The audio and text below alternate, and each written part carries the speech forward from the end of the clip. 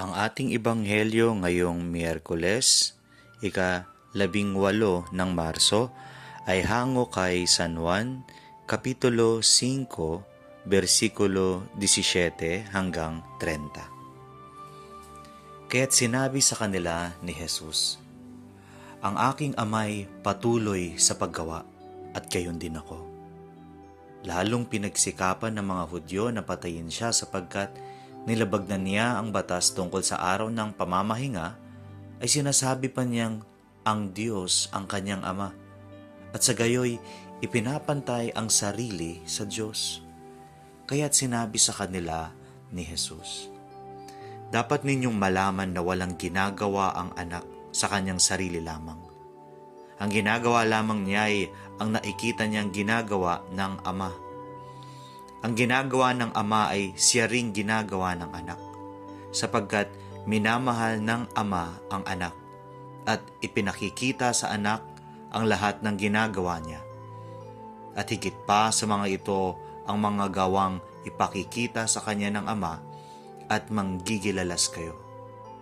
Kung paanong binubuhay ng ama ang mga patay, gayon din naman bubuhayin ng anak ang sinumang nais niyang buhayin. Hindi humahatol kanino man ang ama.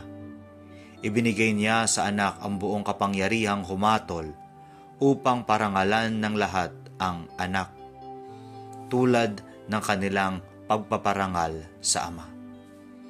Ang hindi nagpaparangal sa anak ay hindi nagpaparangal sa amang nagsugo sa anak. Sinasabi ko sa inyo, ang nakikinig sa aking salita at nananalig sa nagsugo sa akin ay may buhay na walang hanggan. Hindi na siya hahatulan kundi inilipat na sa buhay mula sa kamatayan. Tandaan ninyo, darating ang panahon, ngayon na nga, na maririnig ng mga patay ang tinig ng anak ng Diyos at ang makinig sa Kanya ay mabubuhay. Ang ama ang may kapangyarihang magbigay buhay at ang anak ay binigyan niya ng kapangyarihang magbigay buhay. Binigyan din siya ng kapangyarihang humatol sapagkat siya ang anak ng tao. Huwag ninyo itong pagtakhan sapagkat darating ang oras na maririnig ng mga patay ang kanyang tinig. Sila'y muling mabubuhay at lalabas sa kinalilibingan nila. Lahat ng gumawa ng mabuti ay pagkakalooban ng buhay na walang hanggan at lahat ng masama ay parurusahan. Wala akong ginagawa sa sarili ko lamang. Humahatol ako ayon sa sinasabi sa akin ng Ama. Kaya't matuwid ang hatol ko. Hindi ang sarili kong kalooban ang aking sinusunod, kundi ang kalooban ng nagsugo sa akin." Ang salita ng Diyos.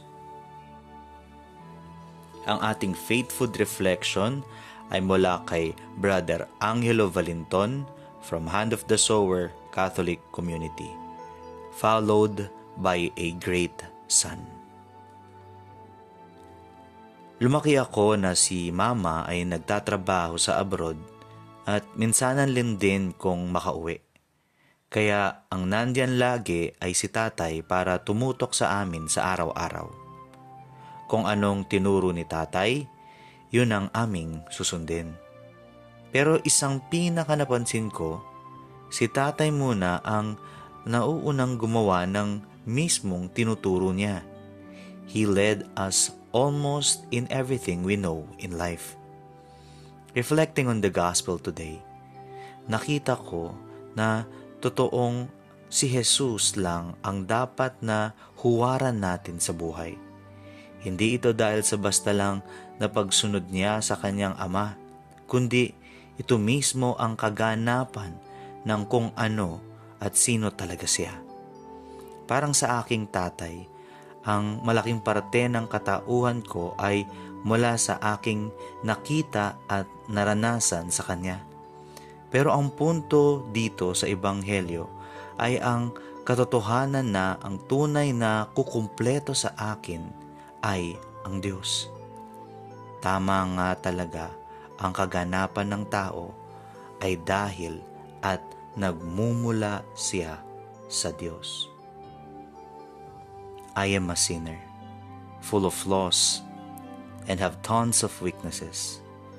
But Jesus is my Savior, who is just like His Father, who is merciful like His Father, who gives life like His Father, and who loves like His Father.